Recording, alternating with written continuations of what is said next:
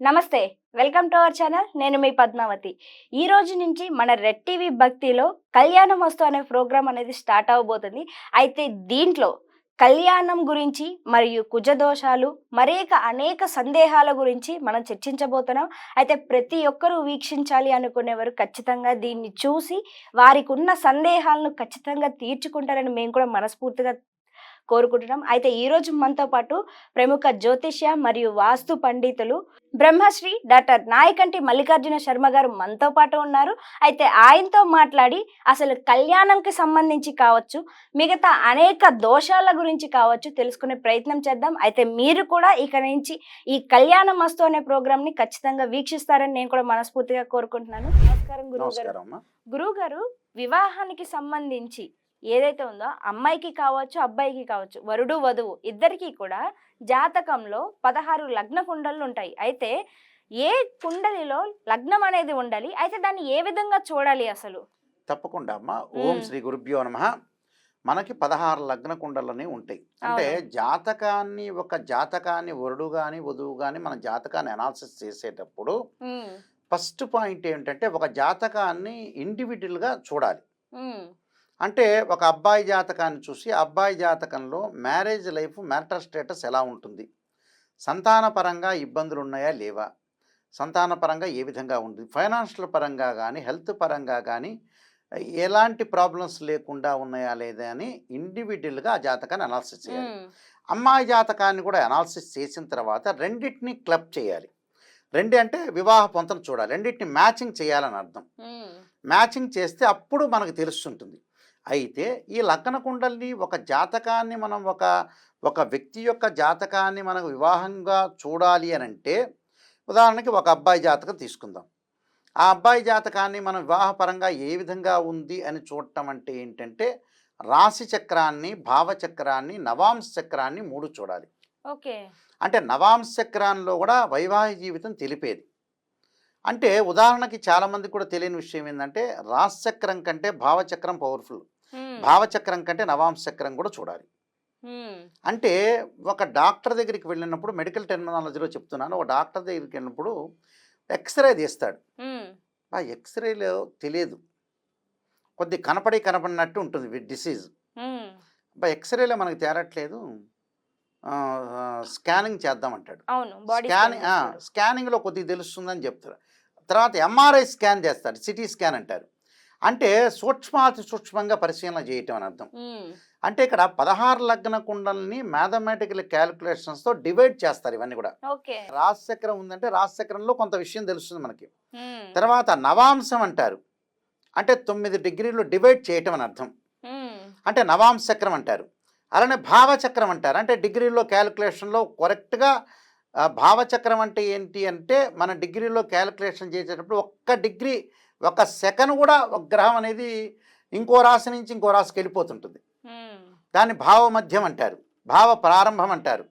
అక్కడ ఏదైతే ఈ రాశిచక్రం కానీ, భావచక్రం కానీ, నవాంశం కానీ 3 కూడా పరిశీలన చేయాలి. చాలామంది రాశిచక్రాన్ని పరిశీలన చేసి నవాంశాన్ని పరిశీలన చేయరు. నవాంశం కూడా వైవాహిక జీవితాన్ని తెలిపేదే నవాంశం. నవ అంశము అంటే ఏమిటంటే వైవాహిక జీవితాన్ని, భార్యాభర్తల యొక్క బంధాన్ని తెలిపేది కూడా నవాంశ చక్రమే, కేవలం రాశిచక్రమే కాదు. ఆ 3 కూడా మనం భావచక్రాన్ని కూడా పరిశీలన చేయాలి. చాలామంది రాశిచక్రంతో ఎండ్ చేస్తుంటారు. నవాంశాన్ని కూడా చూడాలి. నవాంశాన్ని, భావచక్రాన్ని చూసి నవాంశంలో కూడా రాశిచక్రం చూడాలంటే ఏ విధంగా చూడాలంటే జన్మలగ్నం నుంచి 2, 7, 8, 12 స్థానాలని చూడాలి, అనాలిసిస్ చేయాలి ఏ విధంగా ఉంది. అలానే భావచక్రంలో కూడా 2, 7, 8, 12 స్థానాలు చూడాలి. అలానే నవాంశంలో కూడా 2, 7, 8, 12 స్థానాలు చూడాలి. ఇక్కడ 2వ స్థానం అంటే ఏంటంటే కుటుంబ స్థానం. అంటే ఒక అమ్మాయి అబ్బాయి జీవితంలోకి వెళ్ళిందంటే అబ్బాయి తల్లిదండ్రులు ఎలాంటి వాళ్ళు, అబ్బాయి చెల్లెలు ఎలాంటిది, అబ్బాయి తమ్ముడు ఎలాంటి వాళ్ళు, కుటుంబ పరంగా వాళ్ళు ఎలా పెరిగారు, ఎలాంటి అట్మాస్ఫియర్లో ఉన్నారనేది తెలుస్తుంది, వాళ్ళ యొక్క ఇంటి వాతావరణం. అలానే అబ్బాయి కూడా అమ్మాయిని చేసుకునేటప్పుడు వాళ్ళ యొక్క పేరెంట్స్ ఏంటి, వాళ్ళ యొక్క ప్రవర్తన ఏంది, క్యారెక్టర్ ఏంది అనాలిసిస్ చేయాలి అక్కడ. 2వ స్థానం ఏంటంటే కుటుంబ పరంగా ఉండేది విషయాలు తెలుస్తుంది. కేవలం కుటుంబ పరంగా కాదు, ధన సంపాదన గురించి, కుటుంబంలో గౌరవ విలువలు, అలానే మనీ గురించి, కుటుంబంలో ఏ విధంగా ఉండాలి, ప్రవర్తించాలనేది పాయింట్ అనేది 2వ స్థానం. ఉమ్, అలానే 7వ స్థానం అంటాం మనం, సప్తమ స్థానం. 7వ స్థానం ఏంది, ఇద్దరి మధ్యలో బాండింగ్ ఉందా లేదా, ఉమ్, అంటే భార్యాభర్తల మధ్యలో అనుకూలంగా ఉందా లేదా. చాలామంది పాపం ఆలోచన చేస్తుంటారు ఈ మధ్య కాలంలో, అబ్బాయి మంచిగా బాగా చదువుకున్నాడండి, ఐఐటీలో ఎంటెక్ చేశారండి, అమ్మాయి కూడా ఐఐటీలో బీటెక్ కాన్పూర్లో చేశారండి అని అంటారు. ఆ అమ్మాయి కూడా ఎంఎస్ చేసిందండి, ఎంబీబీఎస్ బ్రహ్మాండంగా గుంటూరు మెడికల్ కాలేజీలో ఎంబీబీఎస్ చేసిందండి, ఎంఎస్ కూడా న్యూఢిల్లీలో చేశారు, అబ్బాయి కూడా ఎంఎస్ చేశారండి, మంచి హార్ట్ స్పెషలిస్ట్ అండి అని చెప్తుంటారు. చదువుకి వివేకానికి సంబంధం లేదు. ఉమ్, అది వరకు రోజుల్లో ఒక మాట అనేవాళ్ళు, ఆ, చదువు లేనివాడి కంటే చదువుకున్నవాడు మంచి తెలివిగల్లోడు, చదువు లేనివాడు తెలివి తక్కువడని. దానికి సంబంధం లేదు. ఎంబీబీఎస్ వేరు, ఎంఎస్ వేరు, చదువు వేరు, ఎంటెక్ చేయటం వేరు, ఎంఎస్సి చేయటం వేరు. ఇది సబ్జెక్ట్. ఇదేంది, ఇంటర్మీడియట్లో maths, trigonometry, calculus, quantum geometry, ఫిజిక్స్లో థర్మోడైనమిక్స్, లైటు, కెమిస్ట్రీలో ఆర్గానిక్ కెమిస్ట్రీ, ఇనార్గానిక్ కెమిస్ట్రీ, ఇవి కాదు. ఇవి సబ్జెక్ట్. చదువుకొని మనం జీవితానికి డబ్బులు చేయడానికి మార్గం ఇది. ఇంకొక మార్గం ఏంటంటే తెలివితేటలు, అంటే brain maturity levels. Brain maturity levels అంటే ఏంది, జీవిత సత్యాన్ని తెలుసుకునేవి. ఇప్పుడు ఇక్కడ చదువుకునే వ్యక్తి ఉంటాడు, ఎంఎస్ చేసి ఉంటాడు, తీసుకెళ్లి తల్లిదండ్రులను వృద్ధాశ్రమంలో పడేస్తాడు. అంటే వీడికి చదువు ఎందుకు అన్నట్టుగా. అంటే చదువుకున్నా కూడా వాడు చదువుకుంటాడు, కానీ దానిలో సబ్జెక్ట్ ఉంటుంది, కానీ బయట బాహ్య ప్రపంచ నాలెడ్జ్ ఉండదు. ఇక్కడ ఉండదు. అవును. ఇక్కడ ఏమిటి, బాహ్య ప్రపంచంలో ఉండే నాలెడ్జ్ కూడా అవసరమే. కొంతమంది చదువుకున్న వాళ్ళు కూడా చాలా మూర్ఖంగా ప్రవర్తించే వ్యక్తులు కూడా ఉంటారు ఇక్కడ. అలానే ఇక్కడ సప్తమ స్థానం అనేది బాగా లేకపోతే ఎంత చదువుకున్న వాళ్ళైనా మూర్ఖంగా ప్రవర్తిస్తారు. అక్కడ చదువు వేరు, బాహ్య ప్రపంచం వేరు. అర్థమైంది కదా మీకు? బాహ్య ప్రపంచం వేరు. అయ్యా వీళ్ళు చదువుకున్న ఆయన చాలా మంచివాడండి, చదువుకుంటే మంచివాడు అయ్యేడేం కాదు. అతను పెరిగిన వాతావరణాన్ని బట్టి ఉంటుంది, అతని యొక్క క్యారెక్టర్ని బట్టి ఉంటుంది, అతని యొక్క బుద్ధిని బట్టి ఉంటుంది. 8వ స్థానం వచ్చేటప్పటికల్లా భర్త యొక్క ఆయు ప్రమాణము, భార్య యొక్క ఆయు ప్రమాణం మీద ఆధారపడి ఉంటుంది. అంటే మొండితనము, పెంకితనము, మూర్ఖత్వము. ఈ మూర్ఖత్వానికి, మొండితనానికి చదువుకు సంబంధం లేదు. రీసెర్చ్లో తెలిసింది. అవును. చదువుకున్నా వీడు మూర్ఖుడుగా ఉంటాడు, చదువు లేనివాడు మూర్ఖుడు ఉండొచ్చు. చదువుకున్నవాడు మంచిగా ఉండొచ్చు, చదువు లేనివాడు కూడా మంచిగా ఉండొచ్చు. అంటే ప్రాపంచిక జ్ఞానం తెలిసి ఉండాలి. ఏది మంచి ఏది చెడు అనేది అనాలిసిస్ చెయ్యాలి. అనాలిసిస్ చేసి మన చేతిలోనే 50% ఉంటుంది, మన వాళ్ళు అనాలిసిస్ చేయరు. టోటల్ ఫెయిల్ అవుతారు వీళ్ళు. అవును, టోటల్ ఫెయిల్. చదువు ఏముంది, చదువు చదవటం కాదు, ఎగ్జామినేషన్ రాయటం కాదు, అది కూడా గొప్పదే. చదువు కూడా చాలా నెంబర్ 1. చదువు కూడా చాలా చదువుకోవాలి. చదువుతో పాటు ఇది ఉందనుకోండి 100% మార్కులు పడినట్టు. ప్యూరిఫై. అందువల్ల 8వ స్థానంలో కూడా మూర్ఖం లేకుండా ఆలోచన, చదువుకు చాలా గొప్పది. విద్య అనేది వివేకం నేర్పించాలంటాడు. విద్యతో పాటు వివేకం కూడా రావాలి, కేవలం విద్యే కాదు. నేను ఎంటెక్ ఐఐటి చదివానండి, ఇన్ఫోసిస్లో జాబ్ చేస్తున్నా, నెలకి 2 లక్షలు కాదు. చదువుకోవాలి, డబ్బు సంపాదించాలి, విద్య అవసరం, వివేకం కూడా అవసరమే. అన్నిటి కంప్లీట్ అవసరమే. 8వ స్థానం ఏంటంటే మూర్ఖత్వాన్ని పెంచుతుంది. ఆయుష్కారకుడు. అంటే అష్టమం ఏమిటంటే, అష్టమ భావకారకుడు శని అంటారు, సప్తమ భావకారకుడు శుక్రుడు అంటాడు, ద్వితీయ భావకారకుడు గురువు అంటాడు. అంటే 8వ స్థానం కూడా బాగుండాలి, ఆరోగ్యవంతులు కావాలి, ఆరోగ్యపరంగా బాగుండాలి, మానసికంగా టెన్షన్ లేకుండా ఉండాలి. 12వ స్థానం వచ్చేటప్పుడు ఇద్దరి మధ్యలో ప్రేమ.